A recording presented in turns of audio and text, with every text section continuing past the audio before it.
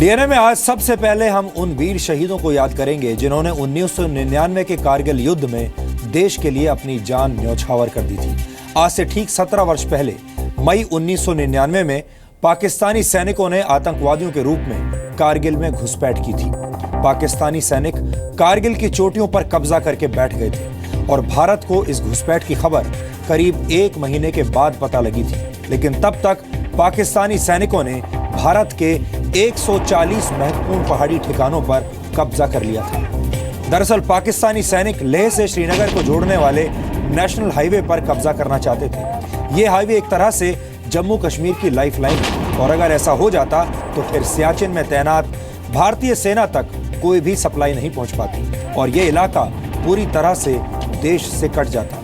लेकिन करीब 2 महीनों की लड़ाई और 530 सैनिकों की शहादत के बाद भारतीय सेना ने पाकिस्तान के कब्जे से अपना इलाका मुक्त करवा लिया था और इस तरह से भारत ने पाकिस्तान से यह लड़ाई जीत ली थी। 26 जुलाई को भारतीय सेना ने कारगिल युद्ध जीतने का औपचारिक ऐलान किया था और इसीलिए इस दिन को कारगिल विजय दिवस के रूप में मनाया जाता है। मैंने कारगिल और यहां हुए युद्ध को बहुत करीब से देखा है। 1999 में मैं कारगिल युद्ध को कवर करने के लिए वहां गया था और आज पूरे 17 वर्ष बाद मैं एक बार फिर आपको कारगिल युद्ध में भारतीय सेना की शौर्य गाथा के फ्लैशबैक में लेकर जाना चाहता हूं। मैंने दुश्मन की गोलीबारी के धमाकों को बहुत करीब से सुना है। हमने जोखिम से भरी ये सच्ची रिपोर्टिंग इसलिए की थी ताकि कारगिल युद्ध की एक एक खबर हम आप तक पहुंचा सकें। इसलिए आज का ये खास डीएनए टेस्ट आपके लिए एक तरह से कारगिल की कुंजी है। इस विश्लेषण में आपको 1999 की कारगिल विजय से लेकर 2016 के कारगिल विजय दिवस तक सारी तस्वीरें नजर आएंगी। अगले कुछ मिनट आप देश के लिए अपने प्राण देने वाले सैनिकों की याद में बिता सकते हैं।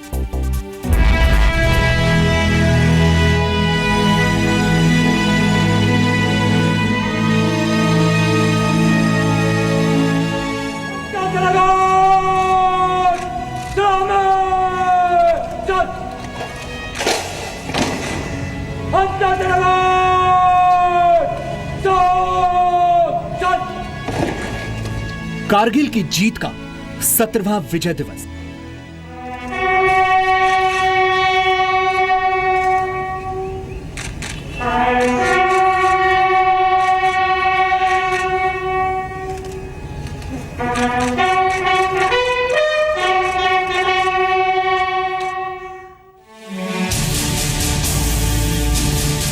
वो दिन जब कारगिल को बचाने के लिए भारत के 530 वीर जवानों ने अपने प्राण न्यौछावर कर दिए थे।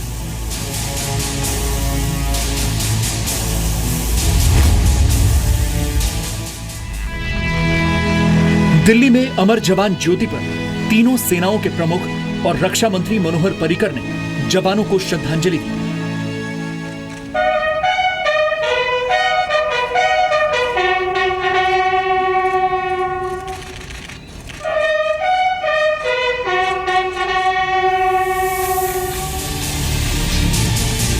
वहीं जम्मू कश्मीर के द्रास सेक्टर में कारगिल वॉर मेमोरियल पर भी शहीदों को श्रद्धांजलि दी गई। कारगिल युद्ध के शहीदों के परिवार के सदस्यों ने वॉर मेमोरियल पहुंचकर श्रद्धांजलि दी।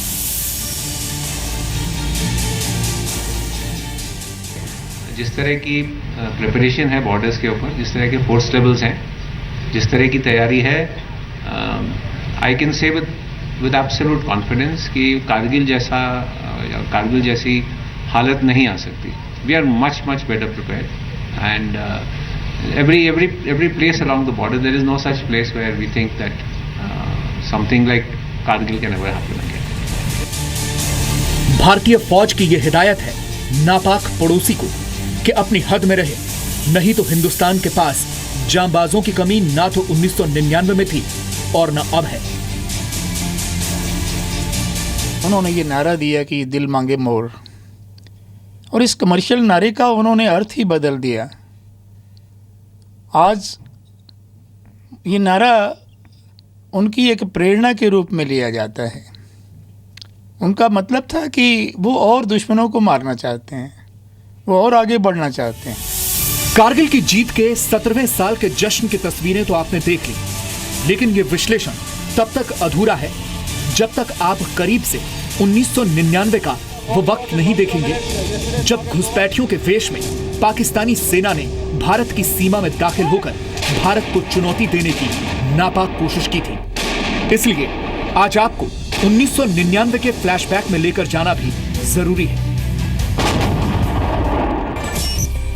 पाकिस्तान द्वारा नियंत्रण रेखा का उल्लंघन किया गया है।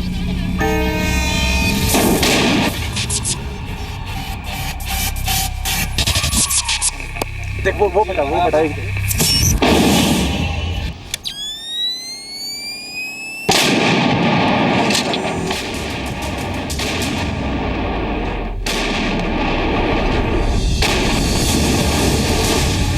1999 में मई जून का महीना, एलओसी पर कारगिल की सुनसान पहाड़ियां बोफोर्स तोप से निकले गोलों से गूंज रही थी। सामने चोटियों पर दुश्मन हमारे इलाके पर कब्जा करके बैठा था और चुनौती यह थी कि सिर पर बैठे दुश्मन को खदेड़ा कैसे जाए। कारगिल की इन पहाड़ियों की पोस्ट दोनों सेना सर्दियों में खाली कर देती थी और गर्मियों में फिर जाया करती थी। लेकिन 1999 की गर्मियों से पहले ही पाकिस्तानी सेना एलओसी के पार कारगिल की पहाड़ियों पर घुसकर बैठ गई। पाकिस्तान का प्लान यह था कि आतंकवादियों की आड़ लेकर सेना को एलओसी के पार भेजो और भारत की अहम पोस्ट पर कब्जा करो।